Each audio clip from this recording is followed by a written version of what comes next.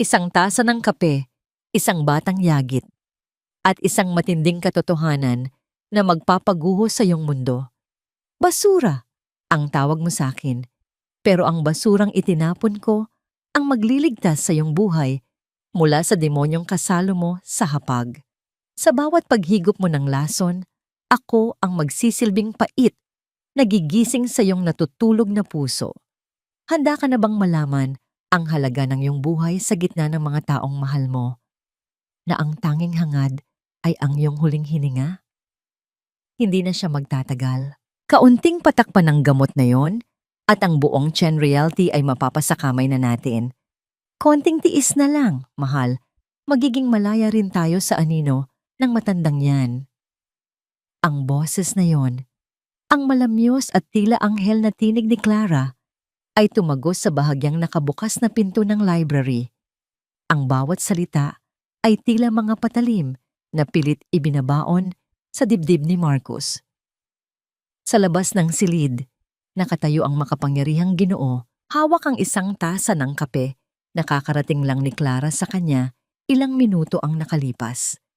Mainit pa ang tasa, naglalabas ng umuusok na samyo na dati ay itinuturing niyang amoy ng kalinga. Sa loob ng 3 taon, mula nang mamatay ang kanyang asawa at anak, si Clara, ang asawa ng kanyang yumaong kapatid, ang tanging itinuring niyang pamilya. Kanina lamang, bago niya inumin ang kapeng ito, ay pinirmahan ni Marcus ang isang dokumento na nagtatalaga kay Clara bilang isa sa mga pangunahing tagapagmana ng kanyang mga ari-arian. Ginawa niya iyon dahil sa utang na loob, dahil sa paniniwalang si Clara lamang ang tapat na nag-aalaga sa kanya sa gitna ng kanyang humihinang pangangatawan. Ngunit ang init ng tasa ay biglang naglaho. Tila naging yelo ang porselana sa kanyang mga palad. Naramdaman ni Marcus ang unti-unting panlalamig ng kanyang mga daliri hanggang sa umabot ito sa kanyang siko. Ang kanyang lalamunan ay tila sinasakal ng isang hindi nakikitang kamay, tuyot at mahapdi. Hindi siya makahinga. Ang bawat tibok ng kanyang puso ay naging isang mabigat na kalabog na umaalingaw-ngaw sa kanyang buong pagkatao. Tumingin siya sa itim na likido sa loob ng tasa. Ang kapeng akala niya ay nagbibigay sa kanya ng lakas, ay siya palang unti-unting humihukay ng kanyang sariling libingan. Nanlambot ang kanyang mga tuhod. Nais niyang sumigaw, nais niyang pumasok sa silid at hilingin sa langit na sana ay nagkamali lamang siya ng dinig. Ngunit ang kanyang dila ay tila nakadikit sa ngalangala. Ang kanyang paningin ay nagsimulang lumabo, hindi dahil sa sakit, kundi dahil sa bigat ng katotohanang ang taong pinagkatiwalaan niya ng kanyang buhay ay ang siya ring naghihintay sa kanyang huling hininga. Sa sandaling iyon, isang mabilis na anino ang sumulpot mula sa madilim na pasilyo ng malaking mansyon. Isang batang lalaki, gusgusin, madumi ang mga paa, at may bakas ng uling sa mukha ang humahangos na tumatakbo patungo sa kanya. Ang mga mata ng bata ay nanlilisik sa takot at determinasyon. Bago pa man makakilos si Marcus, bumangga ang bata sa kanyang braso. Ang tasa ng kape ay tumilapon sa hangin bago ito bumagsak at nagkabasag-basag sa mamahaling sahig na gawa sa marmol. Ang itim na likido ay kumalat, humalo sa mga piraso ng porselana, tila isang madilim na sining ng pagkawasak.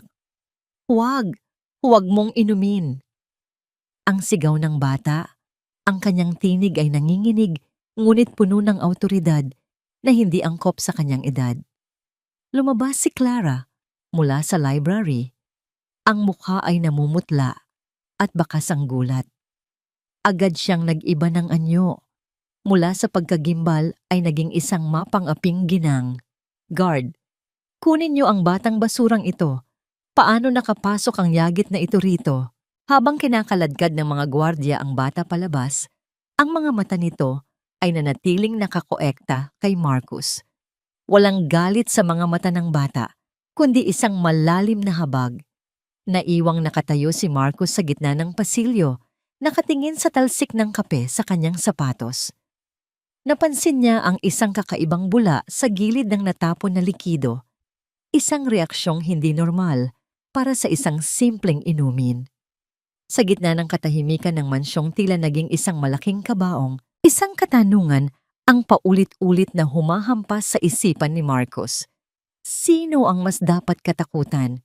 Ang kaaway na lantad ang bangis sa kalsada o ang pamilyang nakangiti sa iyo habang dahan-dahang hinahaluan ng lason ang iyong huling pag-asa? Ang bawat hininga ko pala ay may presyong nakatali sa kamatayan. Sa loob ng mahabang panahon, inisip ni Marcos na ang kanyang madalas na pagkahilo at panghihina ay dulot lamang ng katandaan at ng bigat ng trabaho sa kumpanya. Ngunit habang nakatitig siya sa basag na porselana sa sahig, tila bawat piraso nito ay sumasalamin sa unti-unting pagkadurog ng kanyang tiwala sa mga taong tinawag niyang pamilya. Mabilis siyang kumilos bago pa man makabalik ang mga katulong. Kinuha ni Marcos ang kanyang malinis na panyo at maingat na itinubog ito sa natirang likido sa sahig. Isinilid niya ang panyo sa loob ng isang maliit na plastic bag at itinago ito sa loob ng kanyang bulsa. Ang kanyang mga kamay ay nanginginig, hindi dahil sa takot, kundi dahil sa nag-aapoy na puot na nagsisimulang maglandas sa kanyang mga ugat. Pumasok si Clara sa silid. Ang kanyang mukha ay nakasuot na naman ng maskara ng pag-aalala. Kuya Marcos, ayos ka lang ba? Ang batang yon, talagang napakawalang galang. Huwag kang mag-alala. Ipinag-utos ko na sa mga security na huwag na siyang pabalikin dito kahit kailan. Halika na, hayaan mo na ang mga katulong na maglinis niyan. Magpahinga ka muna, ikukuha kita ng bagong kape. Tumingin si Marcos sa mga mata ni Clara. Doon niya nakita ang isang uri ng kadiliman na nakatago sa likod ng malambot ng ngiti. Huwag na, Clara. Ang malamig niyang sagot. Biglang sumama ang pakiramdam ko. Gusto ko munang mapag-isa. Hindi mapakali si Marcos. Nang sumapit ang hapon, sa halip na magpahinga, ay palihim siyang lumabas ng mansyon gamit ang kanyang lumang sasakyan na madalang niyang gamitin. Nagtungo siya sa isang pribadong klinika ng isang kaibigang doktor upang iabot ang sample ng kape. Pagkatapos, dinala siya ng kanyang mga paa sa direksyong itinuro ng mga gwardiya kung saan nila itinapon ang batang si Samuel. Ang amoy ng nabubulok na basura at stagnant na tubig sa kanal ang bumati sa kanya pagdating sa riles ng tren. Ang marangyang sapatos ni Marcos ay lubog sa putik habang naglalakad siya sa pagitan ng mga barong-barong na gawa sa pinagtagpit-tagping yero at plywood. Doon, sa ilalim ng isang puno ng talisay, nakita niya si Samuel. Nakaupo ang bata sa isang lumang gulong. Nililinis ang sugat sa kanyang tuhod gamit ang maruming tubig. Bakit mo ginawa iyon? Ang tanong ni Marcos. Ang kanyang boses ay bumasag sa ingay ng mga batang naglalaro sa paligid. Nagulat si Samuel at agad na tumayo, handang tumakbo. Ngunit nang makita niya ang mukha ni Marcos, dahan-dahan siyang kumalma. Dahil ayaw kong matulad ka sa nanay ko. Ang mahinang sagot ng bata. Nakita ko ang babaeng yon sa likod ng bahay niyo. May inihalo siyang pulbos sa bote ng gamot mo, katulad ng ginawa ng amo ni nanay bago siya namatay. Isang mata ng babae ang lumapit sa kanila. May dalang isang mangkok ng mainit na lugaw. Siya si Manang Elena, ang dating tagapagluto sa mansyon ng mga Chen na tinanggal ni Clara ilang taon na ang nakalilipas. Senyorito Marcos, ang gulat na sambit ng matanda. Ang batang ito, siya ang nagligtas sa inyo. Huwag niyo siyang parurusahan. Wala na siyang magulang. At ang tanging dala niya ay ang katotohanang ayaw pakinggan ng marami. Bumalik si Marcos sa kanyang sasakyan. Ang kanyang isip ay parang isang bagyong hindi humuhupa. Nang sumapit ang gabi, tumunog ang kanyang telepono. Ito ang doktor. Marcos, nakuha na namin ang resulta. Ang kape na ibinigay mo. May halo itong arsenic. Hindi ito sapat para patayin ka agad. Pero kung iinumin mo ito araw-araw, unti-unting hihinto ang paggana ng iyong mga organ hanggang sa magmukhang natural na kamatayan ang lahat. Nabitawan ni Marcos ang telepono. Napatingin siya sa salamin at nakita ang kanyang sariling refleksyon. Isang lalaking may bilyon-bilyong ari-arian, ngunit walang kahit isang taong tunay na nagmamahal sa kanya sa loob ng sarili niyang bahay. Ang kanyang silid na dati ay simbolo ng kapangyarihan, ngayon ay tila isang selda na puno ng lason. Dahan-dahan siyang lumakad patungo sa bintana at tinignan ng malayo kung saan naroroon ang madilim na bahagi ng lungsod. Isang plano ang nagsisimulang mabuo sa kanyang isipan. Isang plano na hindi lamang para sa kanyang kaligtasan, kundi para sa isang paghihiganti na dadaan sa landas ng pagkalinga. Ngunit paano niya mapoprotektahan ang isang bata sa gitna ng isang bahay na pinamamahayan ng mga ahas? At hanggang kailan niya kayang magpanggap na wala siyang nalalaman habang kasalo sa hapag ang babaeng nais siyang ilibing ng buhay? Dito mo ba talaga balak patirahin ang basurang yan, kuya? Baka mamaya ay mawalan tayo ng mga mamahaling gamit dito at magising na lang tayong nanakawan na ng sarili nating mga katulong. Ang boses ni Clara ay parang isang matalim na kuko na kumakalmot sa katahimikan ng malawak na sala. Nakatayo siya sa itaas ng hagdanan, nakasuot ng isang mamahaling seda na pantulog, habang ang kanyang mga mata ay nanlilisik sa batang si Samuel na nakatayo sa tabi ni Marcos. Ang bata ay basang-basa pa mula sa ulan, nanginginig ang mga balikat at mahigpit na nakakapit sa laylayan ng Amerikana ni Marcos. Ang bawat patak ng tubig mula sa maruming damit ni Samuel ay tila isang mantsa sa immaculate na puting marmol ng sahig, isang visual na paalala ng agwat sa pagitan ng kanilang mga mundo. Tumingin si Marcos kay Clara at sa unang pagkakataon, hindi anghel ang nakita niya, kundi isang mapanuring mano nila. Hindi siya magnanakaw, Clara. Siya ang magiging personal na katulong ko. Simula ngayon, dito na siya titira. Sa silid, sa tabi ng library. Ngunit kuya, hindi natin alam kung saan galing ang batang yan. Baka may dala siyang sakit o baka pakawala siya ng mga kalaban mo sa negosyo. Ang pagpapatuloy ni Clara, ang kanyang boses ay tumataas. Bakas ang hindi maitagong inis. Masyado kang mapagtiwala. Hayaan mo na lang akong humanap ng matinong tauhan para sa iyo. Huminga ng malalim si Marcos. Ang bawat salita ni Clara ay tila isang lason na mas masakit pa kaysa sa arsenic na nakita sa kanyang kape. Desisyon ko ito, Clara. At alam mo namang kapag nakapagdesisyon na ako, wala nang makakabago nito. Kung ayaw mong makita ang batang ito, manatili ka sa iyong silid. Lumingon si Marcos kay Samuel at lumuhod ng bahagya upang maging kapantay ang paningin ng bata. Ang kanyang puso, na dati ay parang bato, ay tila nakaramdam ng isang munting bitak ng habag. Makinig ka sa akin, Samuel. Dito ka mananatili. Pero may mga alituntunin ka na dapat sundin. Huwag kang kukuha ng kahit anong pagkain o inumin na hindi galing sa kamay ni Manang Elena. Huwag kang lalapit kay Clara nang mag-isa.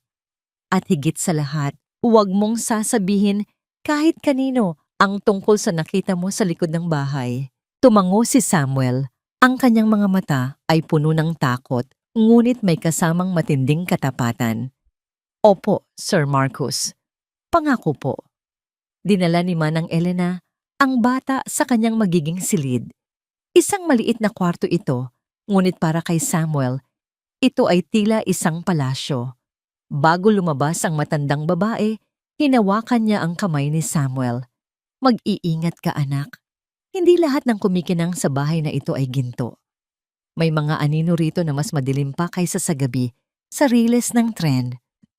Naiwan si Marcos sa kanyang library, nakatitig sa dilim sa labas ng bintana.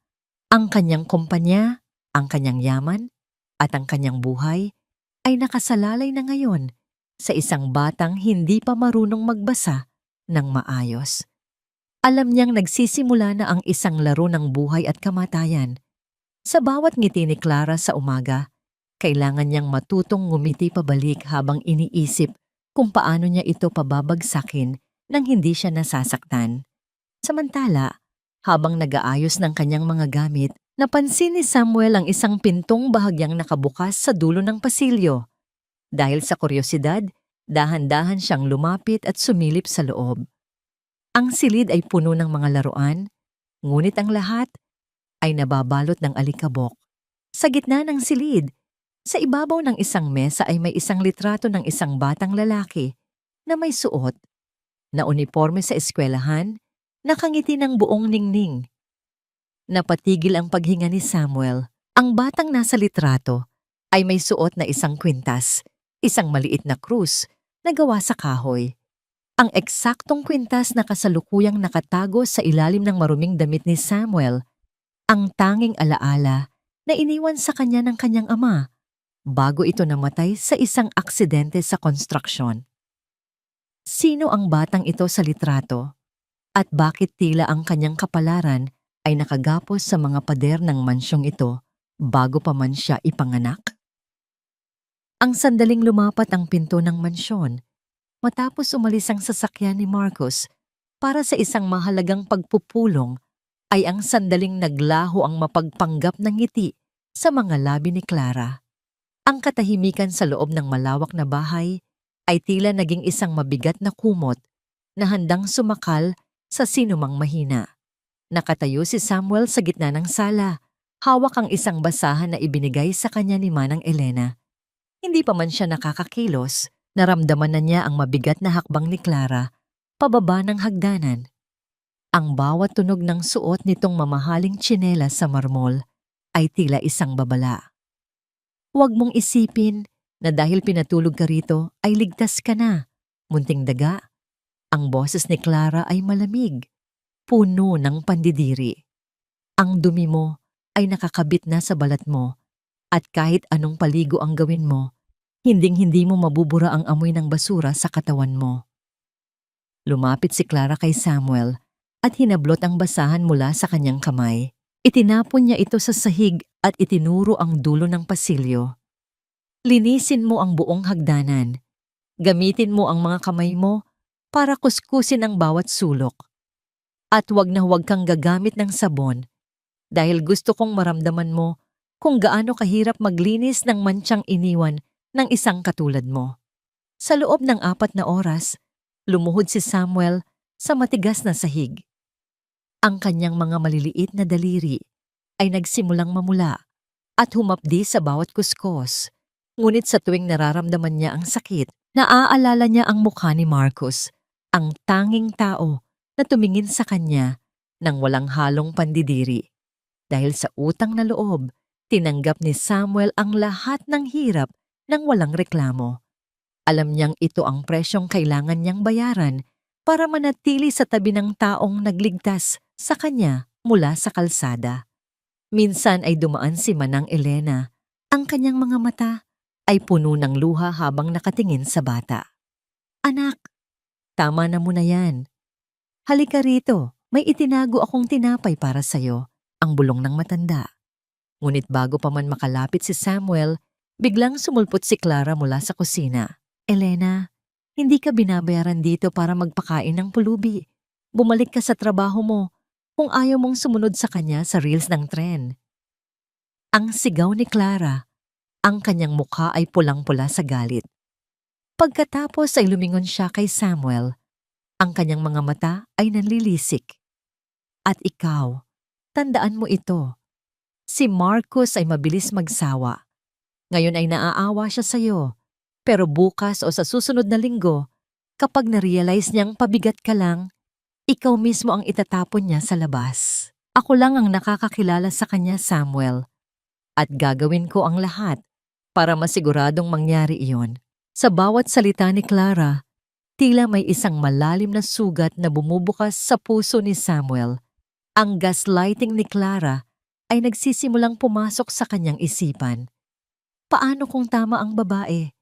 Paano kung isang araw ay magising si Marcos at ma-realize na ang isang batang katulad niya ay walang silbi sa mundong ito? Nang sumapit ang hapon, bumalik si Marcos. Agad na nagbago ang anyo ni Clara. Mabilis niyang kinuha ang basahan mula kay Samuel at hinarap ang kanyang bayaw na may kasamang matamis na ngiti. Kuya Marcus, tignan mo ang batang ito. Ayaw talagang tumigil sa paglilinis kahit pinagpapahinga ko na. Masyado raw siyang nagpapasalamat sa iyo. Tumingin si Marcus kay Samuel, napansin ang namumulang mga kamay ng bata. Bago pa man siya makapagsalita, lumapit si Clara at bumulong sa kanya, sapat na para marinig din ni Samuel. Kuya, baka kailangan na nating lagyan ng limitasyon ang batang ito. Masyado siyang sumasawsaw sa mga personal na gamit mo. Kanina lang ay nakita ko siyang pumasok sa silid ni Nathan. Ang pagbanggit sa pangalan ng pumanaw na anak ni Marcus ay tila isang kidlat na tumama sa gitna ng silid. Ang mukha ni Marcus ay biglang naging seryoso at malamig. Lumingon siya kay Samuel. Ang kanyang mga mata ay puno ng nagtutunggalyang emosyon. Puot, sakit at pagdududa. Samuel, totoo ba ito? Ang tanong ni Marcus. Ang kanyang boses ay tila isang hatol ng kamatayan para sa bata. Nanginginig ang mga labi ni Samuel. Nais niyang sabihing hindi niya ninanakawan ang alaala ng anak ni Marcus, na ang kwintas na suot niya ang dahilan ng kanyang kuryosidad. Ngunit bago pa siya makasagot, lumapit si Clara sa kanyang likuran at bumulong ng napakahina. Isang boses na siya lang ang makakarinig. Isang salita pa. At sisiguraduhin kong sa kulungan ka pupulutin bago sumikat ang araw.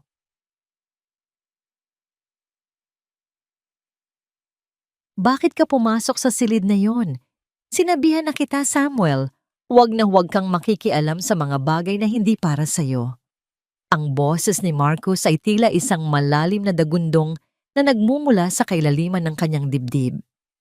Ang sakit ng pagkawala ng kanyang anak ay isang sugat na kailanman ay hindi naghilom. At ang silid ni Nathan ang nagsisilbing dambana ng kanyang pighati. Ang bawat hakbang ni Marcus patungo sa kanya ay tila nagpapaliit sa mundo ni Samuel hanggang sa maramdaman ng bata ang likod niya na sumadsad sa malamig na pader ng pasilyo. Yumuko si Samuel.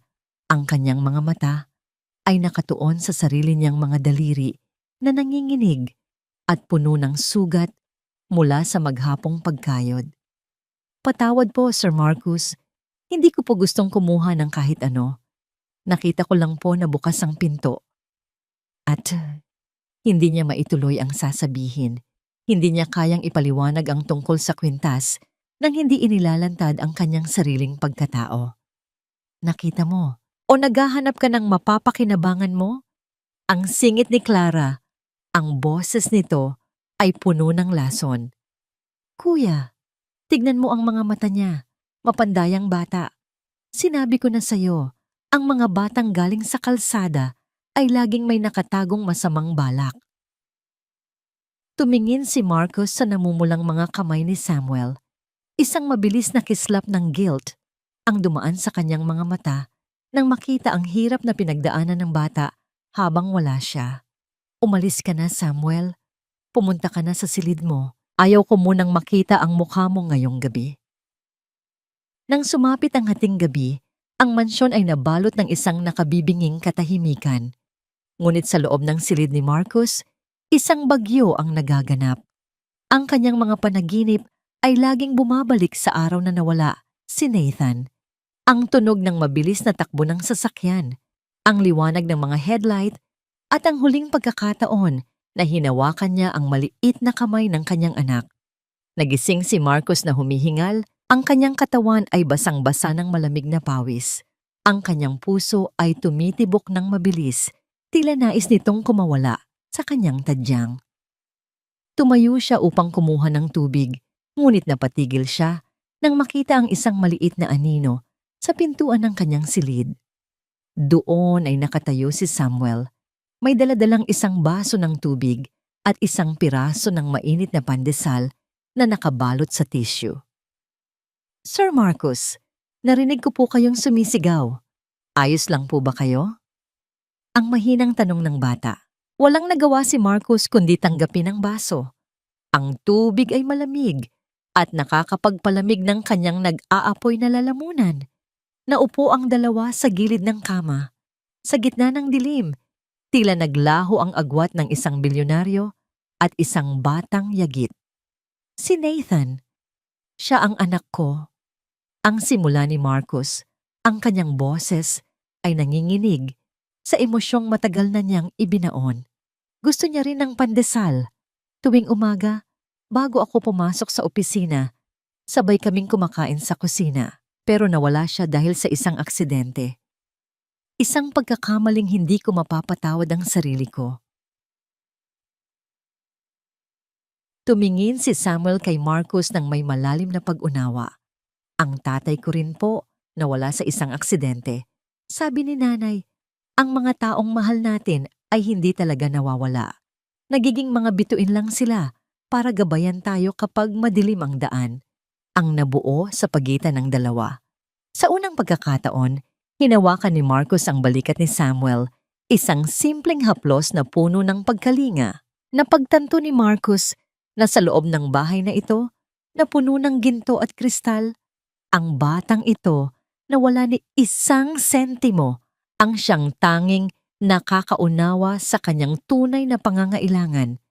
Bago bumalik si Samuel sa kanyang silid, iniwan niya ang piraso ng tinapay sa tabi ni Marcus. Kainin niyo po ito, sir. Puno po yan ng pag-asa. Nang makaalis ang bata, napansin ni Marcus ang isang maliit na bagay na nahulog mula sa bulsa ni Samuel sa sahig. Pinulot niya ito. Ito ay isang lumang ID card, kupas na ang litrato at halos hindi na mabasa ang pangalan. Ngunit nang makita ni Marcus ang logo sa kanto ng card, naramdaman niya ang isang matinding dagok sa kanyang dibdib. Ito ay ang ID ng isang manggagawa mula sa kanyang sariling kumpanya ng konstruksyon. Ang taong namatay sa aksidenteng pilit niyang itinago, 10 taon na ang nakalilipas. Ang batang kinukupkup niya, ang batang nagliligtas sa kanya mula sa lason, ay ang anak ng lalaking pinagkaitan niya ng katarungan. Ang nakasulat sa kupas na ID card ay parang isang apoy na unti-unting sinusunog ang budhi ni Marcus, Arturo Macarayeg Mason Chen Realty. Bawat letra ay tila bumibigkas ng isang sumpa na matagal na niyang ibinaon kasama ng mga haligi ng kanyang pinakamataas na gusali. 10 taon na ang nakalilipas, nagkaroon ng aksidente sa kanyang construction site dahil sa paggamit ng mahinang klase ng materyales na inaprubahan ni Clara bilang head ng procurement. Namatay si Arturo upang protektahan ang kumpanya at para pagtakpan ang pagkakamali ni Clara, inutusan niya ang kanyang mga tauhan na linisin ang lugar at bayaran ang pamilya ng biktima para manahimik. Ngunit ang pera ay hindi kailanman nakarating sa asawa ni Arturo. Ngayon, ang anak ng lalaking iyon ay nasa ilalim ng kanyang bubong. Tinatanggap ang lahat ng pang-aabuso at nililigtas pa ang kanyang buhay. Ang ironya ng pagkakataon ay isang mapait na lasa na hindi maialis sa lalamunan ni Marcus. Habang nagugulumihanan si Marcus sa loob ng kanyang kwarto, isang palihim na operasyon naman ang nangyayari sa ibaba ng mansyon. Alam ni Samuel na hindi magiging ligtas si Marcus hanggat nasa paligid si Clara. Sa tulong ni Manang Elena, naisip nilang kailangan nilang makahanap ng ebidensya ng tunay na ginagawa ng babae sa mga gamot ni Marcus. Anak, delikado ang gagawin mo. Ang babala ni Manang Elena habang iniaabot kay Samuel ang isang maliit na flashlight. Ang matandang babae ay nanginginig din sa kaba.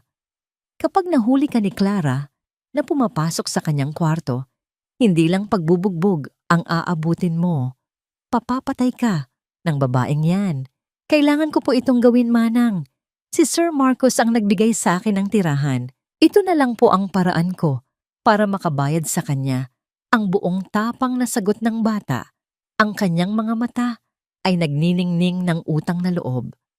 Nang marinig nila ang paghilik mula sa silid ng mga kasambahay at ang katahimikan ng buong bahay, dahan-dahang umakyat si Samuel patungo sa silid ni Clara. Ang bawat hakbang niya sa sahig na gawa sa kahoy ay maingat na binabalanse upang hindi makalikha ng ingay. Ang pinto ng kwarto ni Clara ay bahagyang nakabukas dahil paborito nitong natutulog nang may nakakapasok na malamig na hangin mula sa pasilyo. Pumasok si Samuel. Ang amoy ng mamahaling pabango ni Clara ay nakakahilo at tila nakakasakal. Ginamit ng bata ang maliit na liwanag ng flashlight upang hanapin ang vanity table kung saan madalas ayusin ni Clara ang kanyang mga gamit. Tumingin siya sa mga drawer.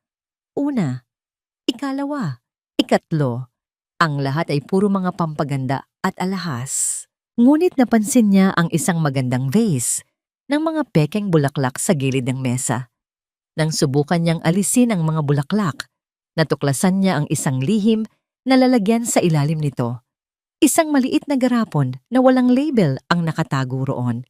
Sa loob nito ay may mapuputing pulbos. Bago pa man makakilos si Samuel para kunin ang garapon, napansin niya ang pagbabago ng liwanag sa silid. Ang anino ng isang tao ay unti-unting nabuo sa pader. Bumilis ang tibok ng puso ni Samuel, pinatay niya agad ang flashlight at yumuko sa ilalim ng mesa. Ang tunog ng pagpihit ng doorknob sa banyo ay sinundan ng paglabas ni Clara na nakasuot ng bathrobe. Naglakad ito patungo sa mesa. Halos masagi na nito ang braso ni Samuel na nakatago sa dilim. Umupo si Clara. Nagsuklay ng buhok at bumuntong hininga.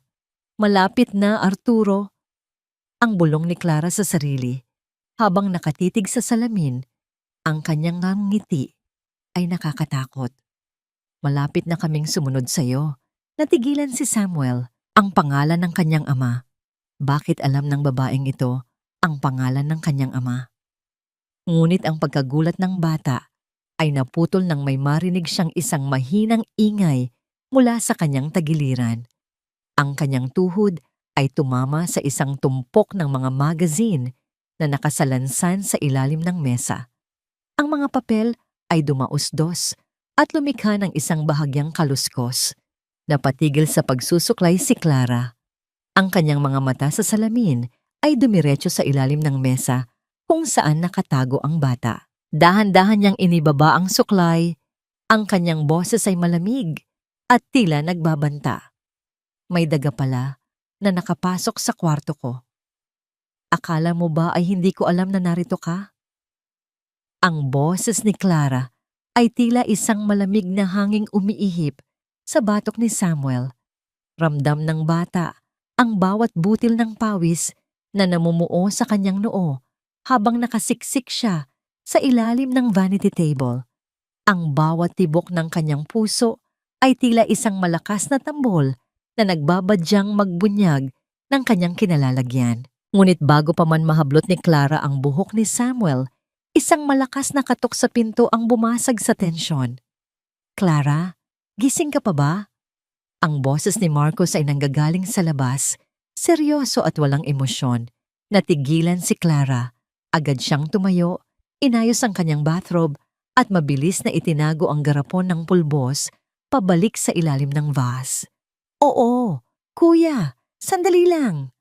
Ang sigaw niya habang ang kanyang mga mata ay nananatiling nakatitig sa ilalim ng mesa na may halong pagbabanta. Huwag kang lalabas dyan. Ang bulong niya sa dilim bago binuksan ang pinto habang abala si Clara sa pakikipag-usap kay Marcus tungkol sa isang emergency meeting bukas. Mabilis na gumapang si Samuel palabas sa kabilang panig ng mesa at nagtago sa likod ng mahabang kurtina. Nang lumabas ang dalawa sa silid upang magtungo sa library, doon lang nakahinga ng maluwag ang bata. Mabilis siyang tumakas. Bit-bit ang isang piraso ng ebidensya na hindi napansin ni Clara. Isang maliit na papel na nakasingit sa ilalim ng garapon. Kinabukasan, nag-utos si Marcos ng isang formal na hapunan. Ang mahabang mesa na gawa sa nara ay napalilibutan ng mga mamahaling kubyertos. Ngunit ang hangin sa loob ng dining room ay tila puno ng kuryente. Nakaupo si Marcos sa dulo, mukhang mas maputla at mas mahina kaysa sa dati. Sa tabi niya ay si Clara na nagpapanggap na isang mapagmahal na kapatid, habang si Samuel naman ay nakatayo sa likuran ni Marcos bilang kanyang tagapaglingkod. Kuya, tignan mo ang sarili mo. Halos hindi mo na maubos ang sopas mo, ang sabi ni Clara, habang dahan-dahang isinasali ng isang baso ng juice para kay Marcos. Kailangan mong uminom ng mas maraming bitamina. Ako na ang mag-aayos ng mga gamot mo mamaya. Tumingin si Marcos kay Clara, isang tingin na tila tumatagos sa kaluluwa ng babae. Salamat Clara. Napakaswerte ko na narito ka para alagaan ako. Kung wala ka, baka matagal na akong kinuha ng mga anino. Ang naganap ng kuhanin ni Marcos ang kamay ni Clara at pisilin ito ng mahigpit. Sa paningin ng iba, ito ay isang kilos ng pasasalamat. Ngunit para kay Marcos, ito ay ang paghawak sa kamay ng kamatayan upang masiguro na hindi ito makakatakas. Napansin ni Marcos ang bahagyang panginginig ng mga daliri ni Clara. Bakit ka nanginginig, Clara? May kinatatakutan ka ba? Ang tanong ni Marcos. Ang boses ay mahinahon ngunit puno ng nakatagong panganib. Wala kuya. Pagod lang marahil. Ang sagot ni Clara, pilit na ibinabalik ang kanyang mamongiti. Lumingon si Marcos kay Samuel. Samuel, kuhanin mo ang bagong gamot na ibinigay sa akin ni Clara sa aking silid. Gusto kong inumin ito ngayon din sa harap ng aking pamilya. Napatigil si Clara sa kanyang pagkain. Ang kanyang kutsara ay tumama sa porselanang plato na lumikha ng isang matinis na tunog na tila isang hudyat ng digmaan. Ngayon na? Pero kuya, pagkatapos na lang dapat ng hapunan. Gusto ko ngayon, Clara. Ang diin ni Marcos. Umalis si Samuel at bumalik na may dalang isang maliit na baso ng tubig at isang tableta. Ngunit bago ito maibigay kay Marcos, sadyang natabig ni Marcos ang kamay ng bata. Ang tableta ay nahulog sa sahig at sa isang mabilis na pagkakataon, ang aso ng mansyon na nasa ilalim ng mesa ay mabilis na sinunggaban at nilunok ang gamot. Walang nakagalaw. Ang lahat ay nakatingin sa hayop. Sa loob ng ilang minuto, ang aso ay nagsimulang gumaralgal ang hininga at unti-unting nanghina ang mga binti hanggang sa bumagsak ito sa marmol. Ang katahimikan sa silid ay tila naging isang malaking kabaong. Tumingin si Marcos kay Clara. Ang kanyang mga mata ay wala ng bahid ng pagkukunwari. Mukhang kailangan nating pag-usapan ang tungkol sa mga bitamina na ibinibigay mo sa akin, Clara. Ngunit sa gitna ng tensyon, isang malakas na katok sa pinto ang narinig. Ang security guard ay pumasok, mukhang balisa. Senyorito Marcos, may isang lalaki sa labas. Sinasabi niyang siya ang tunay na abogado ni Arturo Macaraeg. At may dala siyang huling testamento na magpapabago sa lahat. Namilog ang mga mata ni Clara sa takot. Habang si Samuel naman ay napahawak sa kanyang kwintas. Ang lihim ng nakaraan ay hindi na lamang isang bulong. Ito ay isa ng sigaw na handang gumuho sa buong pundasyon ng pamilya Chen. Sino ang nagpadala sa iyo rito? Wala kaming kailangang abogado mula sa mga patay. Ang tili ni Clara ay bumasag sa nakabibinging katahimikan ng dining room. Ang kanyang boses ay nanginginig sa pagitan ng galit at matinding takot. Nakatayo siya sa tabi ng mesa, ang kanyang mga kamay ay nakadiin sa puting tela ng tablecloth hanggang sa mamuti ang kanyang mga buko-buko. Sa paanan nila, ang aso ay nananatiling walang kibo sa malamig na marmol, isang tahimik na saksi sa lason na dapat sana ay nasa loob na ng katawan ni Marcos. Pumasok ang isang lalaking may edad na, suot ang isang kupas ngunit malinis na Amerikana. Bitbit niya ang isang luma at punit-punit na leather na folder. Ang kanyang mga mata na nakatago sa likod ng makapal na salamin ay dumiretso kay Marcos. Ako si Attorney Ramos, ang huling taong nakausap ni Arturo Macaraeg bago siya aksidenteng pumanaw, 10 taon na ang nakalilipas. At hindi ako narito para sa pera, kundi para sa isang katotohanang pilit ninyong ibinaon sa ilalim ng inyong mga gusali. Nararamdaman ni Marcos ang unti-unting pagguho ng kanyang mundo. Ang bawat tibok ng kanyang puso ay tila isang mabigat na martilyo na tumatama sa kanyang budhi. Tumingin siya kay Samuel na ngayon ay nakatayo sa isang sulok, ang maliit na mukha ay namumutla habang nakikinig sa pangalan ng kanyang ama. Ang bata ay tila isang estatwa ng pighati. Ang kanyang mga mata ay nagtatanong, naghahanap ng kasagutan sa gitna ng mga taong itinuring niyang tagapagligtas. 10 taon. Ang simula ni Attorney Ramos habang inilalapag ang mga dokumento sa mesa. Ang tunog ng pagbagsak ng mga papel ay tila isang hatol ng korte sa loob ng tahimik na silid. Iniwan ni Arturo ang mga dokumentong ito sa akin. Hindi siya namatay dahil sa pagkakamali niya. Namatay siya dahil alam niya ang tungkol sa mga substandard na materyales na binibili ni Clara Chen para sa mga proyekto ng Chen Realty. At meron siyang mga pirmadong resibo at mga liham na nagpapatunay na alam mo ang lahat ng ito, Marcos. Pinili mong patahimikin ang pamilya niya kapalit ng inyong pangalan. Samban mo ba mo? Ang naganap ng dahan-dahang lumapit si Samuel sa mesa. Inabot ng bata ang isa sa mga dokumento. Isang sulat kamay na tala mula sa kanyang ama. Ang mga letra ay magaspang, ngunit puno ng pagmamahal. Doon ay nakasulat ang pangako ng kanyang ama na bibilhan siya ng bagong sapatos pagkatapos ng proyektong yon.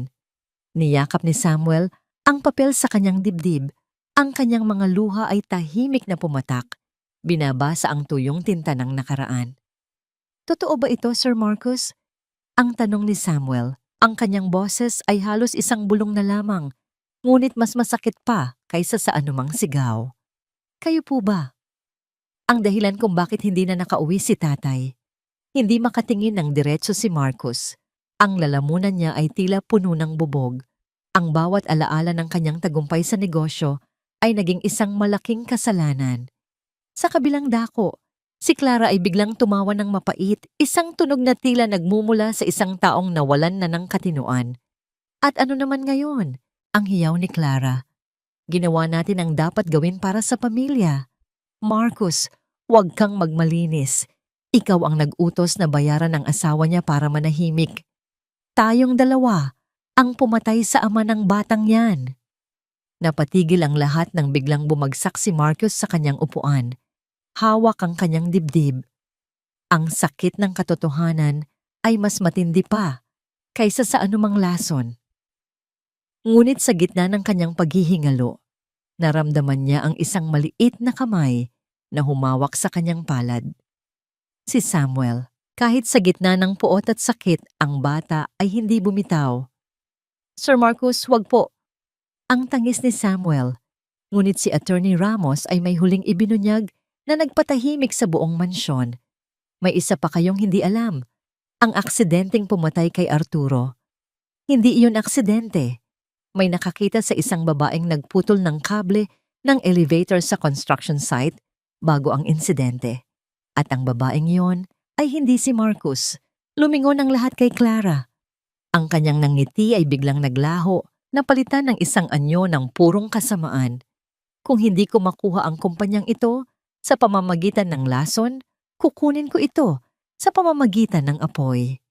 Bago pa man makakilos ang sinuman, napansin ni Samuel ang isang kakaibang amoy na nagmumula sa ilalim ng mesa. Isang amoy ng gasolinang unti-unting kumakalat sa buong silid. Sino ang tunay na halimaw sa likod ng trahedyang ito? At kakayanin ba ni Samuel na iligtas ang taong naging dahilan ng pagkaulila niya habang ang buong mansyon ay nakahanda ng maging isang malaking impyerno? Kung hindi mapapa sa akin ang yaman na ito, mas gugustuhin ko pang makita itong maging abo. Ang hiyaw ni Clara ay tila isang hatol ng kamatayan na umalingaw-ngaw sa buong mansyon. Sa isang mabilis na kilos, itinapon niya ang isang lighter sa ilalim ng mesa kung saan nakatago ang mga lalagyan ng gasolina na matagal na niyang inihanda. Agad na kumalat ang apoy sa mamahaling carpet. Ang mga dila ng apoy ay tila mga demonyong sumasayaw. Mabilis na tinutupok ang lahat ng kanilang dinaraanan. Ang silid kainan ay biglang naging isang impyerno Ang init ay nakakapaso at ang usok ay nagsimulang sumakal sa kanilang mga baga. Si Attorney Ramos ay mabilis na tumakbo palabas upang tumawag ng tulong, habang si Clara naman ay tumayo sa gitna ng apoy. Ang kanyang tawa ay puno ng kabaliwan. Para sa kanya, ito na ang huling pagtatanghal ng kanyang paghihiganti. Si Marcos ay nananatiling nakaupo, tila nawalan na ng lakas dahil sa pinagsamang sakit ng katotohanan at atake sa puso. Ang kanyang paningin ay lumalabo at ang huling imahe na nakikita niya ay ang umiiyak na mukha ni Samuel. Sa sandaling iyon, ang galit at poot sa puso ni Samuel ay biglang naglaho. Pinalitan ito ng isang mas malakas na damdamin, ang awa. Hindi niya makakalimutan ang gabi na nagising si Marcos mula sa bangungot at ang mainit na piraso ng pandesal na ibinigay niya. Sa kabila ng lahat ng kasalanan, si Marcos ang unang tao na nagbigay sa kanya ng isang tahanan. "Sir Marcos, kailangan na po nating umalis dito." Ang sigaw ni Samuel habang pilit na inaangat ang mabigat na braso ng lalaki. Ngunit si Marcos ay halos wala ng malay. "Iwanan mo na ako rito, Samuel. Ito na ang kabayaran sa mga kasalanan ko." Ang mahinang bulong ni Marcos. Hindi po ito ang paraan." Ang sagot ng bata, ang kanyang mga luha ay humahalo sa uling sa kanyang mukha. Sa gitna ng kaguluhan, isang bahagi ng nasusunog na kisame ang bumagsak na humarang sa kanilang daanan palabas. Napapalibutan na sila ng apoy. Niyakap ni Samuel si Marcos ginamit ang kanyang maliit na katawan para protektahan ang lalaki mula sa umiinit na hangin. Ngunit ang apoy ay hindi ang tanging panganib. Sa pamamagitan ng usok, nakita ni Samuel si Clara na may hawak na isang piraso ng kahoy na nag-aapoy. Dahan-dahan itong lumalapit sa kanila. Ang kanyang mga mata ay nanlilisik, handang tapusin ang sinimulan niya. Nang malapit ng sumuko ang lahat, biglang bumukas ang isang lihim na pinto sa likod ng malaking cabinet. Lumabas si Manang Elena. Basang-basa ang kanyang buhok at may dalang isang balde ng tubig. "Dito tayo." May lihim na daanan ang mga tiyen para sa mga ganitong pagkakataon. Tinulungan ni Manang Elena si Samuel na buhatin si Marcos patungo sa madilim na pasilyo. Bago sila tuluyang makatakas, lumingon si Samuel at nakita niya si Clara, nakatayo sa gitna ng apoy. Ang kanyang mamahaling damit ay unti-unting tinutupok. Ang kanyang mukha ay hindi na nagpapakita ng galit, kundi isang malalim na kalungkutan. Isang huling tingin ng pagsisisi bago siya tuluyang lamunin ng mga naglalagablab na alaala ng mansyon. Nakalabas sila sa likod bahay, humihingal at nababalot ng uling. Ang tunog ng mga sirena ng bumbero at ambulansya ay papalapit na. Habang nakahiga si Marcos sa damuhan, hinawakan niya ang kamay ni Samuel. "Patawad, anak." Ang huling salita ni Marcos bago siya tuluyang mawalan ng malay. Dinala si Marcos sa ospital. Ang kanyang kondisyon ay kritikal. Naiwan si Samuel sa labas. Mag-isa na naman.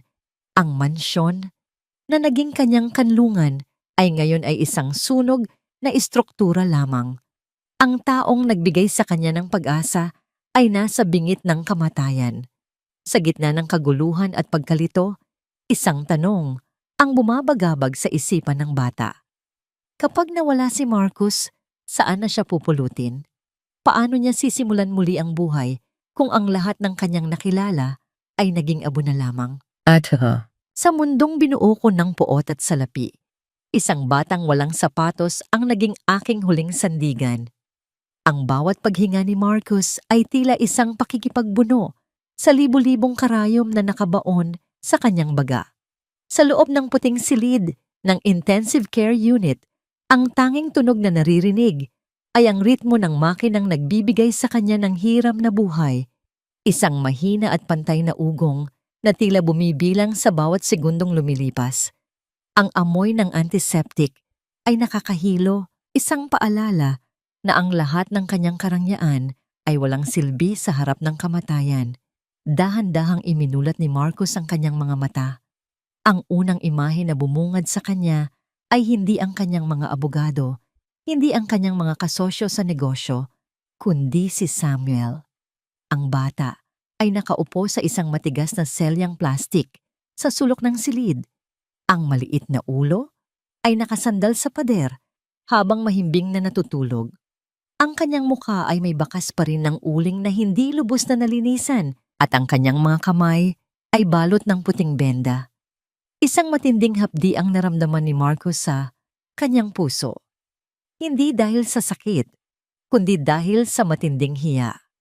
Ang batang ito, na ninakawan niya ng ama at pinagkaitan ng katarungan, ay siya ring batang tumangging iwanan siya sa gitna ng naglalagablab na apoy. Ang utang na loob na dapat ay kay Marcos ay naging isang napakabigat na pasanin para sa matandang bilyonaryo. Siya na ngayon ang may utang. Naramdaman ni Samuel ang paggalaw ni Marcos. Agad siyang nagising at lumapit sa gilid ng kama. Ang kanyang mga mata ay nagniningning sa tuwa. Sir Marcos, gising na po kayo. Tatawag po ako ng nurse. Ang masayang bulong ng bata. Hinawakan ni Marcos ang kamay ni Samuel. Isang mahina at nanginginig na hawak. Huwag muna, anak. Manatili ka lang dito. Bakit mo ginawa yun, Samuel? Bakit mo ako iniligtas matapos mong malaman ang totoo tungkol sa tatay mo? Ang tanong ni Marcos. Ang boses ay pira-piraso at halos hindi marinig. Tumingin si Samuel kay Marcos nang may purong katapatan. Sabi po ni Manang Elena, ang galit daw po ay parang apoy. Kung hindi mo papatayin, pati ikaw ay matutupok. Noong nakita ko po kayong nahihirapan sa loob ng mansyon, hindi ko na po naisip ang nakaraan. Ang nakita ko lang po ay ang taong nagbigay sa akin ng mainit na higaan at pagkain noong walang-wala ako. Masama po ba ang magpatawad, sir? Ang nabuo ng ilapit ni Samuel ang isang basong may tubig at dahan-dahang pinainom si Marcos gamit ang isang straw. Ang simpleng pagkilos na ito, ang pagkalinga ng isang bata sa isang makapangyarihang tao, ay tila isang seremonya ng paghihilom. Sa bawat higop ng tubig, tila dahan-dahang nahuhugasan ng dumi sa kaluluwa ni Marcos. Ngunit ang kapayapaang iyon ay panandalian lamang. Pumasok si Attorney Ramos sa silid. Ang kanyang muka ay seryoso at bakas ang pag-aalala. Marcos, mabuti at gising ka na. May kailangan kang malaman tungkol sa sunog. Nasaan si Clara? Ang tanong ni Marcos. Hindi nahanap ang kanyang katawan sa loob ng mansyon, Marcos. Ang sagot ng abogado. Natagpuan ng mga bumbero ang isang bukas na bintana sa likod na bahagi bago pa tuluyang gumuho ang kisame. At may mas malalang balita. Ang mga dokumentong pirmado mo bago ang sunog, ang mga papeles na naglilipat ng iyong kapangyarihan kay Clara ay hindi nasunog. Ang kanyang abogado ay kasalukuyang nasa korte ngayon upang ideklara kang incapacitated at kunin ang kontrol sa lahat ng iyong ari-arian. Namilog ang mga mata ni Samuel sa takot. Ibig sabihin po ba, wala na tayong babalikan? Tumingin si Marcos sa labas ng bintana. Sa malawak na lungsod na dati ay pakiramdam niya ay pag-aari niya. Ngayon, wala na siyang mansyon, wala na siyang kumpanya, at may isang kaaway siyang nagtatago sa dilim, handang bumalik para sa huling pagtutuos. Hindi pa tapos ang lahat, Samuel. Ang deklara ni Marcos, habang unti-unting bumabalik ang talas sa kanyang mga mata. Maaring nakuha niya ang aking yaman, pero hindi niya nakuha ang aking buhay. At sa pagkakataong ito, hindi na ako lalaban para sa pera. Lalaban ako para sa katarungan ng iyong ama. Eksaktong sa sandaling iyon, isang misteryosong buke ng mga bulaklak ang iniwan ng isang nurse sa tabi ng kama ni Marcos. Walang nakasulat na pangalan, ngunit sa loob ng mga bulaklak ay may nakatagong isang maliit na botelya ng gamot. Ang eksaktong gamot na ginamit ni Clara para lasunin si Marcos. Isang mensahe ang nakadikit dito. Hindi pa tayo tapos, kuya. Ang impyerno ay hindi lang sa loob ng mansyon. Wala ka ng kapangyarihan dito, Mr. Chen. Ang bawat pirma mo sa mga dokumentong yon ay naging hudyat ng iyong sariling pagbagsak. Sa mata ng batas, ikaw ay isang taong wala ng katinuan para humawak ng bilyon-bilyong ari-arian. Ang boses ni Attorney Velez, ang matalim at walang pusong abogado ni Clara, ay umalingaw-ngaw sa loob ng maliit na silid sa ospital. Nakatayo siya sa paanan ng kama ni Marcos, suot ang isang mamahaling Amerikana na tila nanunuya sa abang kalagayan ng dating hari ng real estate. Inilapag niya ang isang bundle ng mga papeles sa ibabaw ng kumot ni Marcos, mga dokumentong nagpapatunay na ang lahat ng bank accounts, ang kumpanya at maging ang mga natitirang lupain ni Marcos ay nasa ilalim na ng temporary receivership ni Clara. Nakatitig lamang si Marcos sa mga papeles. Ang kanyang mga kamay, na dati ay pumipirma ng mga deal na nagkakahalaga ng bilyon, ay nanginginig na ngayon habang pilit na inaabot ang isang baso ng tubig. Ang ironya ay tila isang mapait na lason. Ang taong nagtayo ng pinakamalalaking gusali sa bansa ay wala man lang ngayong matuluyan na sariling bahay. Ang kanyang silid sa ospital, na dati ay isang marangyang suite, ay inilipat na sa isang pampublikong ward dahil pinutol na ng kumpanya ang pondo para sa kanyang pagpapagamot. I can't believe this! Ang mahinang bulong ni Marcos, ang boses ay puno ng pait. I built that company from nothing, and now, my own signature is being used to lock me out of my own life. You should have been more careful, Kuya Marcos. Ang dugtong ni Attorney Velez na ginamit ang tawag na kuya sa isang mapang-asar na tono. Si Clara ay nag-aalala lang sa'yo. Gusto niya lang na magpahinga ka na. Habang buhay, iminumungkahi namin na pirmahan mo na ang voluntary commitment papers para sa isang mental wellness facility sa Tagaytay. Doon, hindi ka na mag-aalala sa kahit ano. Isang mabilis na kilos ang bumasag sa mapang-aping hangin sa silid. Si Samuel, na kanina pa nakikinig sa isang sulok, ay lumapit at hinarangan ng abogado. Ang maliit na bata ay tumingala. Ang kanyang mga mata ay nag-aapoy sa galit. Umalis na kayo. Hindi baliw si Sir Marcos. Kayo ang mga magnanakaw. Umalis ka nga rito, batang lansangan. Ang pandidiri ni Velez, sabay tulak ng bahagya sa balikat ni Samuel. Huwag mong dungisan ng Amerikana ko. Naramdaman ni Marcos ang isang matinding bugso ng emosyon. Hindi na ito tungkol sa pera. Ito ay tungkol sa batang muli na namang inaapi sa harap niya. Sa gitna ng kanyang kahinaan, pilit na bumangon si Marcos at hinawakan ang braso ni Samuel. Huwag mo siyang itutulak, Velez. Maaring nakuha niyo ang pera ko, pero hindi niyo makukuha ang dangal ko. Ang naganap ng ilabas ni Samuel mula sa kanyang bulsa ang isang maliit na rosaryo na gawa sa plastik. Ang tanging bagay na naisalba niya mula sa sunog, maliban sa kwintas ng kanyang ama. Inilagay niya ito sa palad ni Marcos.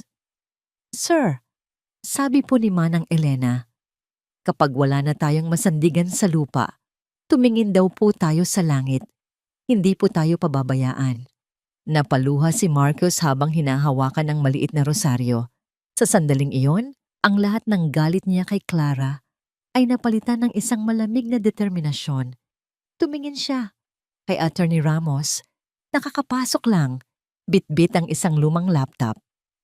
Marcos, may nakita kami sa mga files ni Arturo na hindi napansin ni Clara.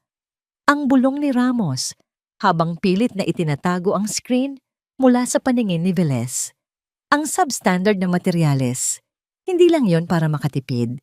May isang offshore account kung saan ipinapadala ni Clara ang mga kickback. At ang account na iyon ay nakapangalan sa isang taong hindi mo inaasahan. Sino? Ang tanong ni Marcos. Bago pa makasagot si Ramos, biglang namatay ang mga ilaw sa buong ward. Ang tunog ng mabilis na pagtakbo ng mga sapatos sa pasilyo ay narinig, kasunod ng isang malakas na kalabog ng pinto. Isang boses ng babae na tila nagmumula sa kailaliman ng lupa ang narinig mula sa intercom ng ospital. Marcos, Samuel, nahanap ko na kayo. Hindi niyo ba alam? Ang ospital na ito ay isa rin sa mga proyektong itinayo ko gamit ang mahinang semento. Sigurado ba kayong ligtas ang mga pader na kinalalagyan niyo ngayon? Ang bawat hibla ng takot ay bumalik sa puso ni Samuel. Hindi pa tapos ang halimaw. At sa pagkakataong ito, ang buong gusali mismo ang maaaring maging kabaong nila. Akala mo ba ay ikaw ang hari?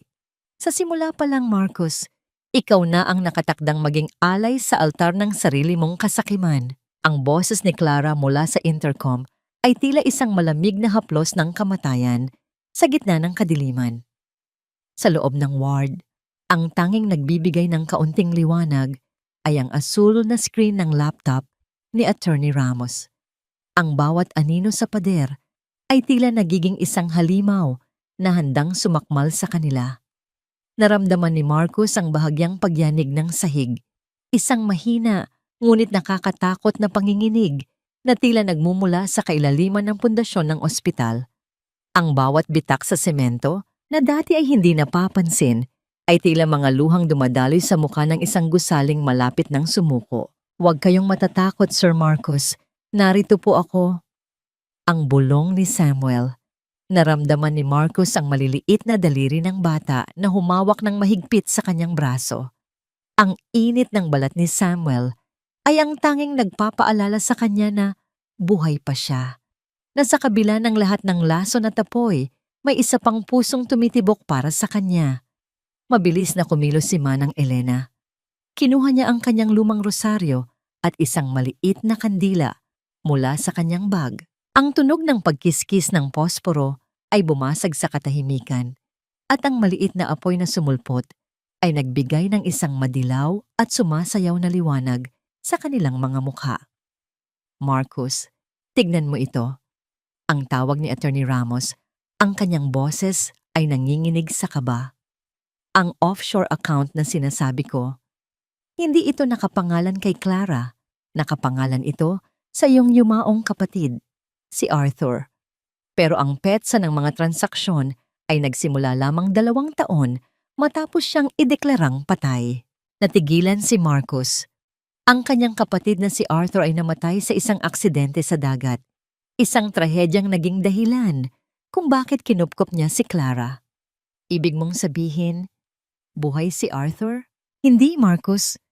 Ang sagot ni Manang Elena. Ang kanyang mga mata ay puno ng pait habang inilalabas ang isang lumang talaarawan mula sa kanyang tapis. "Buhay ang galit ni Clara dahil sa ginawa mo kay Arthur. Hindi mo alam, bago mamatay si Arthur, nalaman niya ang tungkol sa pagnanakaw mo sa kanyang mga ideya sa arkitektura. Pinilit mo siyang manahimik.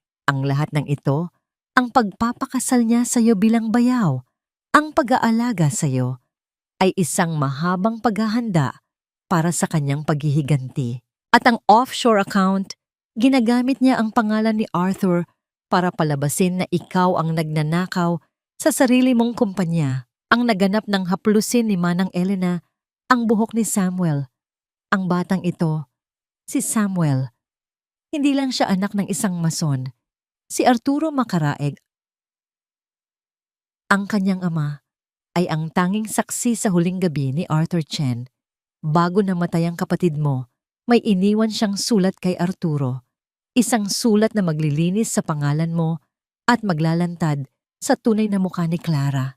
Iyan ang dahilan kung bakit pinapatay ni Clara ang pamilya ni Samuel. Hindi dahil sa semento, kundi dahil sa katotohanang hawak nila. Naramdaman ni Marcos ang isang matinding pagsisisi. Ang lahat ng kanyang tinayong gusali ay tila mga monumento ng kanyang sariling pagkakamali. "Nasaan ang sulat, Elena?" "Nasa loob ng kwintas ni Samuel." Ang mahinang sagot ng matanda. Dahan-dahang hinawakan ni Samuel ang maliit na krus sa kanyang leeg. Ang kahoy nito ay selyado ng isang espesyal na wax. Sa gitna ng dilim, habang ang tunog ng papalapit na mga yabag ng mga tauhan ni Clara ay naririnig sa pasilyo, alam ni Samuel na hawak niya ang susi sa kaligtasan ni Marcos.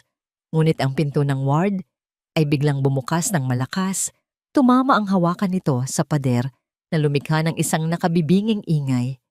Nakatayo roon si Clara.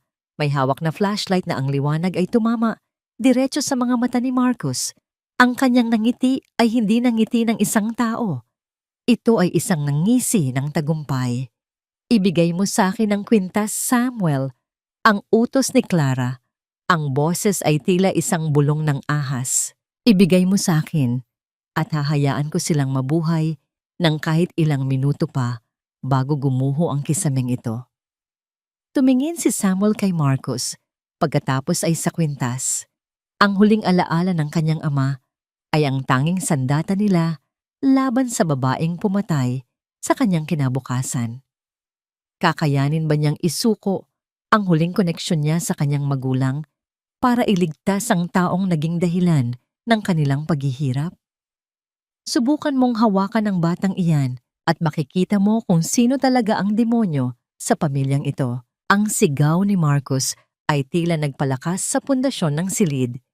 Sa kabila ng kanyang panghihina, pilit niyang inangat ang kanyang katawan mula sa kama, nakaharang sa pagitan ni Clara at ni Samuel. Ang liwanag ng flashlight na hawak ni Clara ay nagpamukha sa mukha ni Marcus na maputla, ngunit ang kanyang mga mata ay nag-aapoy sa isang determinasyon na matagal nang nawala. Ang bilyonaryong sanay mag-utos ay ngayon ay nakikipaglaban hindi para sa kanyang pera, kundi para sa buhay ng isang yahagit na mas mahal pa niya kaysa sa anumang yaman. Tumawa ng mapakla si Clara. Ang tapang mo naman ngayon, kuya. Pero tingnan mo ang sarili mo. Wala ka ng kumpanya, wala ka ng pangalan. Ikaw ay isa na lamang matandang malapit ng mamatay. Ibigay mo na sa akin ang kwintas, Samuel.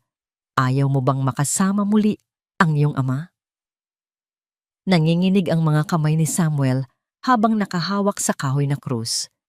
Ang bawat salita ni Clara ay tila isang balaraw na tumutusok sa kanyang batang isipan. Naisip niya ang kanyang ina na namatay sa sakit dahil wala silang pambili ng gamot at ang kanyang ama na inililibing ng walang hustisya.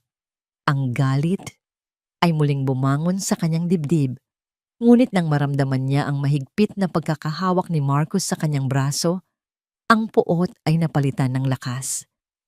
Hindi ko ibibigay ito sa isang mamamatay tao. Ang sagot ni Samuel, ang kanyang boses ay umaaling-aungaw sa madilim na silid, puno ng tapang na hindi niya akalaing taglay niya. Wala na po kayong maloloko. Hindi lang po si Sir Marcus ang nakakaalam ng katotohanan. Bago pa man makakilos si Clara upang saktan si Samuel, isang malakas na ilaw ang bumalot sa labas ng bintana ng ospital. Ang asul at pulang kulay ng mga ilaw ng pulisya ay tila isang pintura ng pag-asa na gumuhit sa mga pader ng madilim na ward. Ang sirena ay tila musika na nagpapahayag ng pagtatapos ng paghahari ni Clara. Tapos na ang laro, Clara. Ang malamig na boses ni Attorney Ramos. Kanina ko pa naipadala ang mga detalye ng offshore account at ang testimonya ni Mananang Elena sa mga awtoridad habang nag-aaway kayo. Ang sunog sa mansyon, ang pagkalason ni Marcus. Lahat ng yun ay sapat na para hindi ka na makalabas ng kulungan. Nagbago ang anyo ni Clara. Ang ngisi ng tagumpay ay naging isang maskara ng purong pagkataranta. Tumingin siya sa bintana. Nakita ang mga pulis na nagsisibabaan mula sa kanilang mga sasakyan at nagmamadaling pumasok sa gusali ng ospital. Sa isang iglap, nawala ang anghel ng Chen Realty. Ang natira ay isang halimaw na na-corner sa dilim. Hindi ito maaari. Akin ang Chen Realty. Ako ang nagbuwis ng buhay ng asawa ko para rito. Ang sigaw ni Clara habang umatras siya patungo sa pintuan. Inihagis niya ang flashlight sa direksyon ni Marcus na muntik nang tumama sa ulo ni Samuel, ngunit agad siyang hinarang ni Manang Elena na gamit ang kanyang buong lakas ay itinulak ang babae sa sahig. Sa impyerno ka nararapat, Clara, ang sumpa ng matanda. Sa sandaling iyon, ang pinto ay malakas na bumukas at ang mga pulis na may hawak na baril ay pumasok. Nakita nila si Clara na nagpupumigla sa sahig habang si Manang Elena ay nakadagan dito. Clara Chen, Inaaresto ka namin sa salang attempted murder at arson. Ang deklara ng pulis, habang mabilis na inilagay ang posa sa mga kamay ng babaeng dati, ay walang makagalaw. Habang hinihila si Clara palabas, ang kanyang mga mata ay nanlilisik, nakatitig kay Marcus. Hindi tayo tapos. Babalik ako, Marcus, babalik ako.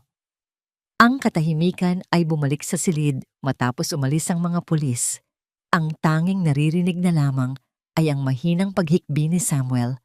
Dahan-dahang lumuhod si Marcus sa kabila ng kanyang mahinang tuhod upang maging kapantay ng bata.